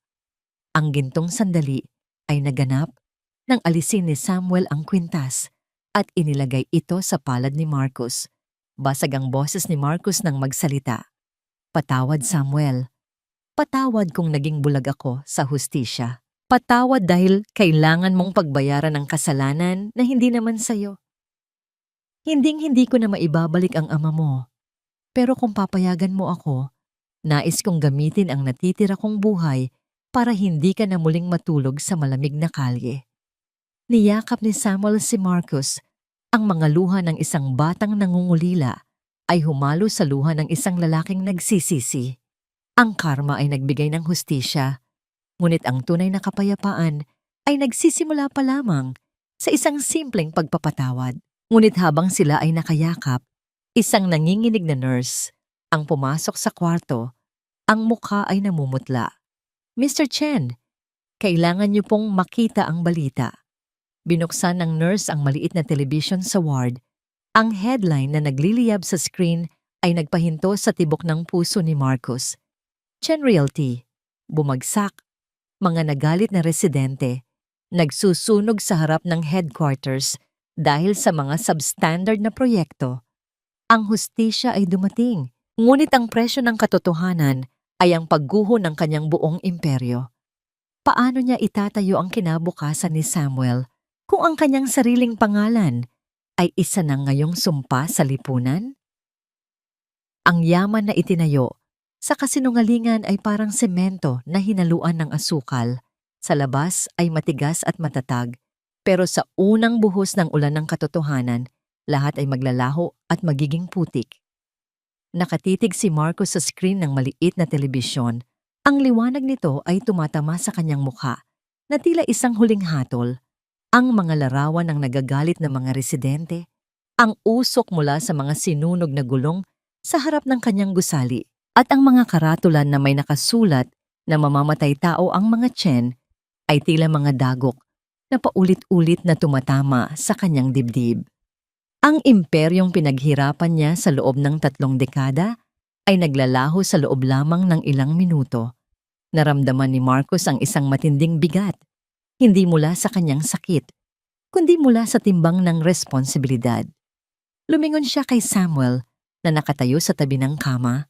Ang bata ay tahimik na nakatingin sa kanya, walang halong panunumbat sa mga mata. Sa sandaling iyon, napagtanto ni Marcus na ang nang kanyang buhay ay hindi ang pagpirma sa mga multi-million-dollar deals, kundi ang sandaling hinawakan ng batang ito ang kanyang kamay sa gitna ng apoy. Attorney Ramos, ang tawag ni Marcus, ang kanyang boses ay mas malakas na ngayon, puno ng isang bagong layunin. Ibenta mo ang lahat, ang mga lupain ko sa Forbes Park, ang mga sasakyan, ang mga shares ko sa ibang kumpanya. Gamitin mo ang lahat ng matitirang pera para bayaran ang mga pamilyang naapektuhan ng substandard na semento ni Clara at ang proyektong Elite Towers na itinatayo natin sa gitna ng lungsod. Itigil mo na ang konstruksyon nito. Nagulat ang abogado. Pero Marcus, mawawalan ka na ng kahit ano. Iyan na lang ang natitirang yaman mo. Hindi pera ang kailangan ko para mabuhay, Ramos. Kailangan ko ng kapayapaan para makaharap sa ama ni Samuel sa kabilang buhay. Ang sagot ni Marcus habang pilit na bumabangon at nauupo sa gilid ng kama.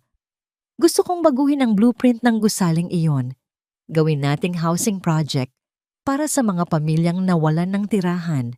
Tatawagin nating Samuel's Home. Doon, ang bawat pader ay gawa sa matibay na semento at katotohanan. Ang nabuo nang lumapit si Samuel kay Marcus. Hinawakan ng bilyonaryo ang mukha ng bata. Ang kanyang mga hinlalaki ay dahan-dahang pinunasan ang mga natitirang luha sa pisngi ni Samuel. Samuel, mula sa araw na ito, hindi ka nakatulong. Hindi ka na batang lansangan.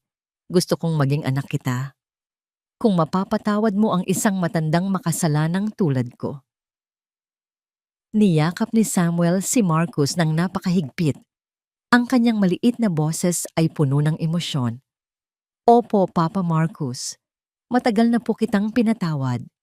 Sa gitna ng kanilang pagyakap, inabot ni Marcus ang maliit na krus na kahoy na kinuha mula sa bulsa ni Samuel.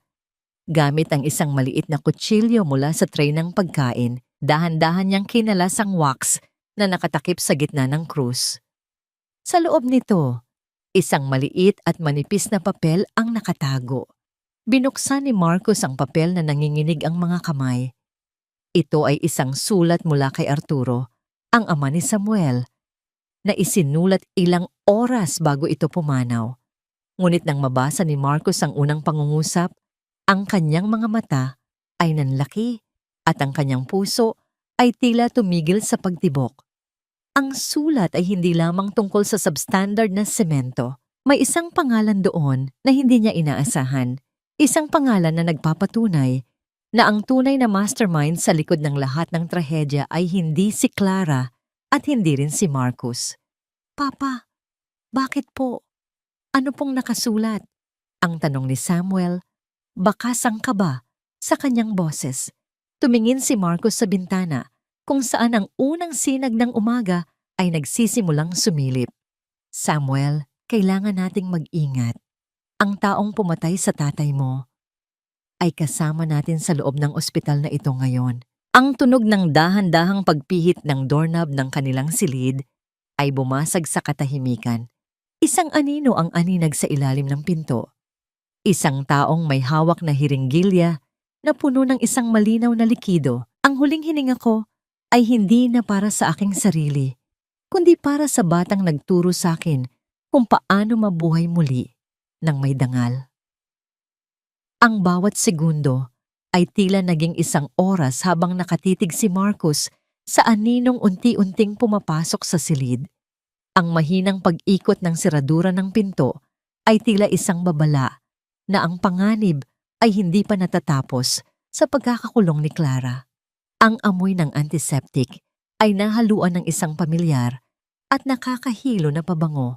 Isang pabangong hindi kay Clara, kundi sa isang taong laging nasa tabi ni Marcus sa bawat pagtitipon ng Board of Directors. Ang pinto ay tuluyang bumukas. Ang liwanag mula sa pasilyo ay tumama sa mukha ng pumasok. Hindi ito si Clara. Ito ay si Mr. Sai, ang pinakamatalik na kaibigan at kasosyo ni Marcus sa negosyo sa loob ng mahabang panahon. Hawak niya ang isang hiringgilya. Ang likido sa loob nito ay malinaw, ngunit nakamamatay. Marcus, pasensya ka na.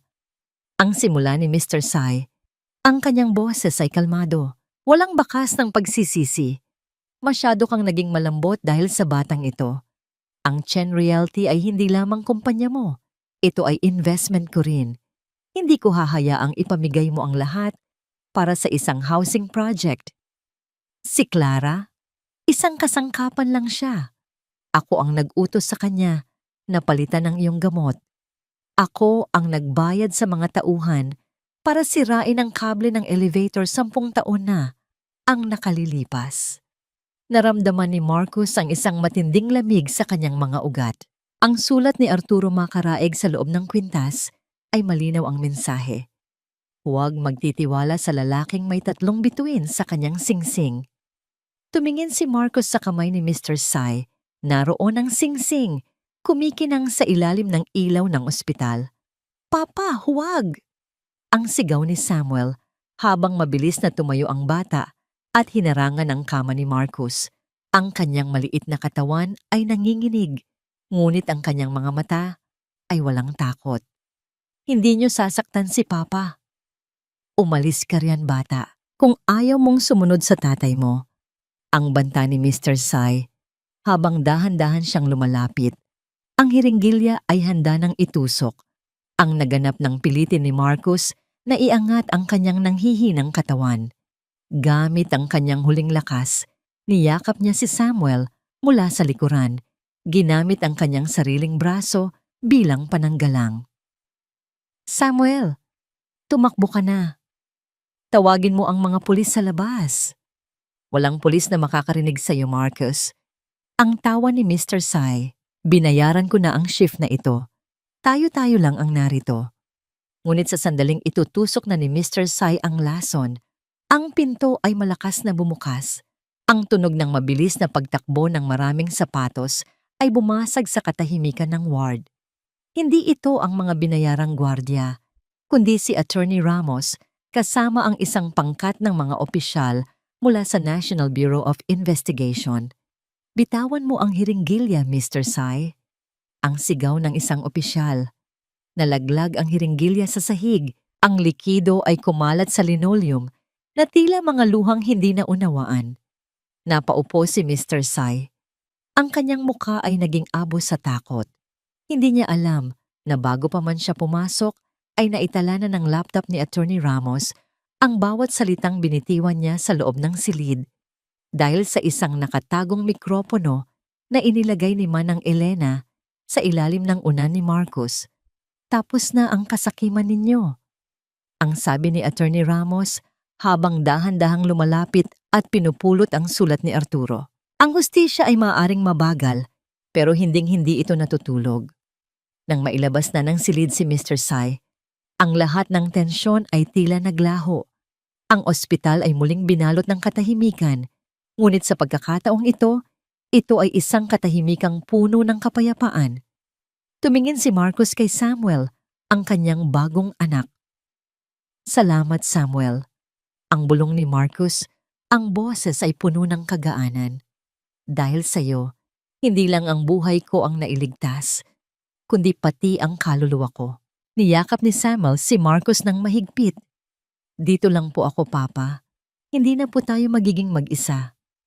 Pagkalipas ng ilang linggo, sa gitna ng isang maulap na umaga, tumayo si Marcus at Samuel sa harap ng isang malawak na lupain. Ang dating elite towers ay wala na. Sa halip, ang mga pundasyon para sa Samuel's home ay nagsisimula ng itayo. Ang bawat semento ay sinuri. Ang bawat bakal ay tapat ang sukat. Ang bawat pamilyang biktima ng dating chain reality ay naroon, hindi para magprotesta, kundi para tumulong sa pagbuo ng kanilang bagong simula. Ngunit bago sila tuluyang pumasok sa loob ng site, may isang babaeng nakatayo sa di kalayuan. Suot ang isang simpleng baro, nakatingin sa kanila. Ang kanyang mukha ay pamilyar, ngunit ang kanyang mga mata ay wala na ang dating ningning ng yaman. Ito ba ay isang huling multo ng nakaraan o ang simula ng isang panibagong pagsubok para sa kanilang pamilya? Sa huli, ang pundasyon ng isang tunay na tahanan ay hindi semento o bakal, kundi ang pagmamahal at pagpapatawad na siyang nagbubuklod sa mga durog na po. Nakatayo sina Marcus at Samuel sa gitna ng construction site ng Samuel's home. Ang dating ingay ng mga protesta ay napalitan na ng tunog ng mga martilyo at lagari, isang musika ng pag-asa. Ang hangin ay amoy basang semento at sariwang kahoy, isang samyo ng panibagong simula. Ang mga mukha ng mga manggagawa ay hindi na mga estranghero. Sila ang mga ama, ina, at mga anak na dating nawalan ng tirahan dahil sa kasakiman ng dating chain reality. Ngayon, sila ang nagtatayo ng sarili nilang kinabukasan at sa bawat pako na kanilang ibinabaon, may kasamang pasasalamat para sa lalaki at sa batang nagbigay sa kanila ng pangalawang pagkakataon. Habang naglalakad, naramdaman ni Marcus ang maliit na kamay ni Samuel na humawak sa kanya. Papa, tingnan mo po sila. Ang bulong ng bata habang itinuturo ang isang pamilya na nagtutulungan sa paghahalo ng semento. Ang kanilang mga tawa ay umaalingaw-ngaw sa buong lugar. Mukha po silang masaya. Mas masaya pa kaysa noong nasa malaking mansyon tayo.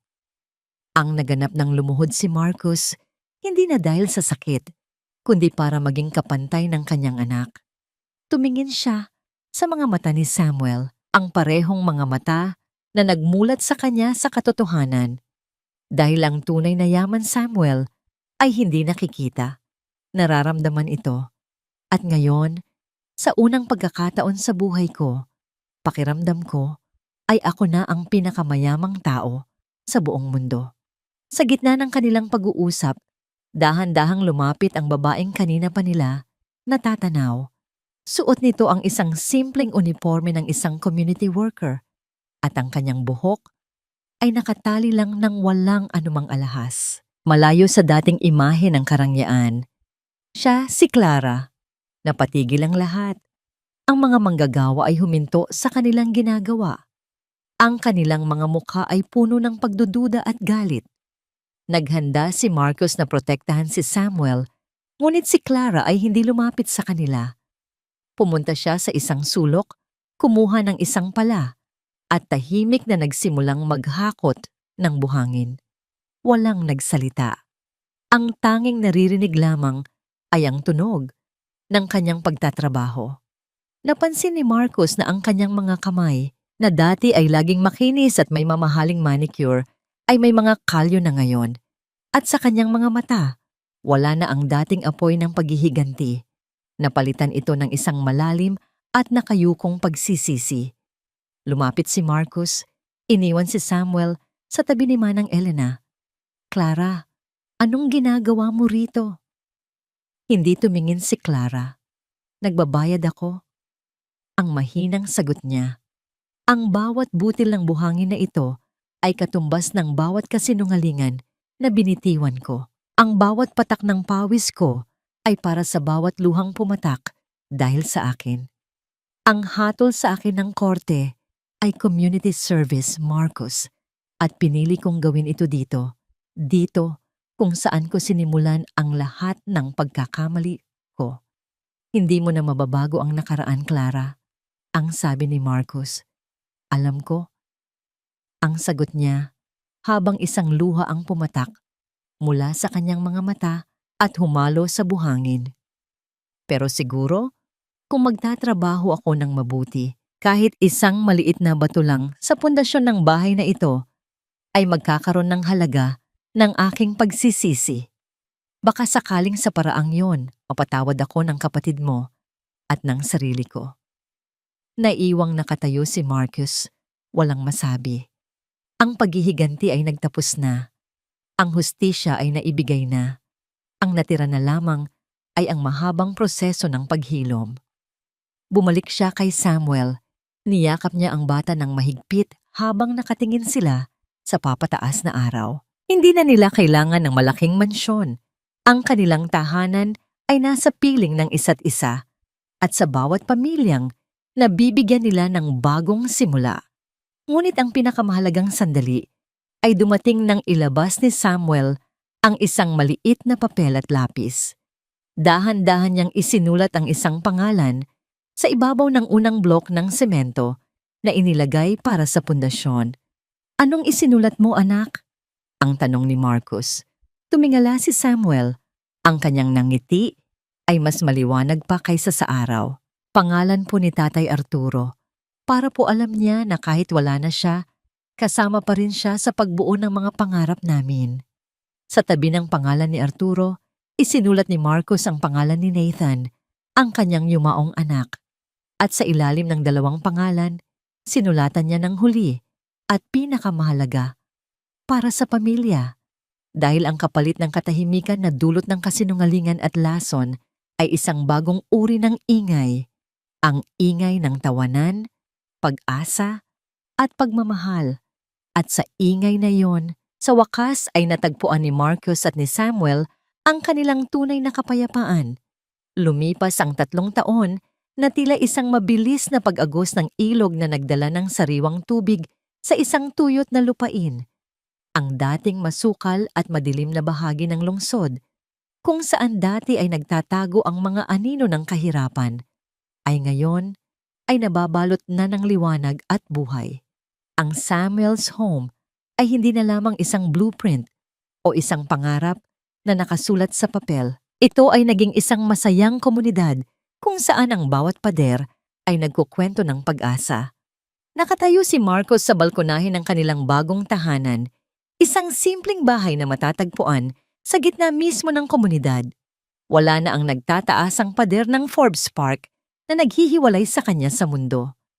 Ngayon, ang naririnig niya sa bawat hapon ay ang ritmo ng mga batang naglalaro sa kalsada, ang mahinang tunog ng pagdidilig ng halaman ng mga kapitbahay at ang tawanan ng mga pamilyang nagsasalo sa hapunan. Ang kanyang pangangatawan ay hindi na kasing lakas ng dati, ngunit ang kanyang mga mata ay nagniningning sa isang uri ng sigla na hindi kayang bilhin ng anumang lason o gamot. Sa kanyang tabi, nakaupo si Manang Elena na masaya nang nagbabantay sa kanyang mga nilulutong kakanin para sa merienda ng mga bata sa labas. Papa! Papa! Tignan mo po ang nakuha ko sa eskwelahan. Ang boses ni Samuel ay nagpalingon kay Marcos. Ang dating batang yagit na nakita niya sa riles ng tren ay isa na ngayong matikas na teenager. Suot ang kanyang uniforme at may hawak na isang gintong medalya. Tumakbo si Samuel patungo sa kanya at niyakap siya ng mahigpit. Ang bawat tagumpay ni Samuel ay tila isang gamot na tuluyang nagpagaling sa sugat ng nakaraan ni Marcos. Napakahusay mo, anak. Ang bulong ni Marcos habang hinahaplos ang buhok ni Samuel. Siguradong napakasaya ng iyong tatay Arturo habang pinapanood ka mula sa itaas. Kinuha ni Marcos ang maliit na krus na kahoy na dati ay suot ni Samuel. Inayos niya ito at muling isinuot sa leeg ng bata. Huwag mong kakalimutan kung saan tayo nanggaling, Samuel. Ang krus na ito ang nagpapaalala sa atin na ang pinakamabigat na pasanin ay nagiging magaan kapag may pagmamahal at katotohanan. Nang hapong iyon, dumaan sila sa hardin ng komunidad. Doon, nakita nila ang isang babaeng tahimik na nagtatanim ng mga rosas. Si Clara. Bagamat tapos na ang kanyang community service, pinili niyang manatili bilang isang volunteer. Hindi siya lumalapit kina Marcos at hindi rin siya humihingi ng pabor. Ang kanyang pananahimik ay hindi na puno ng puot, kundi ng isang mapayapang pagtanggap sa kanyang kapalaran. Isang simpleng pagtango ang ibinigay ni Marcos sa kanya. Isang hudyat na ang galit ay tuluyan ng pinalitan ng pagpapatawad. Habang lumulubog ang araw at nagbibigay ng gininto ang kulay sa buong Samuel's home, napagtanto ni Marcos ang tunay na kahulugan ng kanyang paglalakbay. Ang kapalit ng katahimikan na dati ay puno ng lason at kasinungalingan ay ngayon ay naging isang katahimikan ng kapayapaan. Wala na ang mga aninong nagtatago sa dilim. Wala na ang takot sa bawat hininga. Ang tunay na yaman ay hindi nasusukat sa taas ng gusaling iyong itinayo, kundi sa dami ng taong iyong tinulungang makatayo. Sa bawat ngiti ni Samuel, sa bawat pamilyang may ligtas na tahanan, at sa bawat gabing nakakatulog si Marcos, nang mahimbing, doon niya natagpuan ang kanyang tunay na imperyo. Isang imperyong itinayo, hindi sa ibabaw ng semento, kundi sa loob ng mga pusong natutong magmahal muli.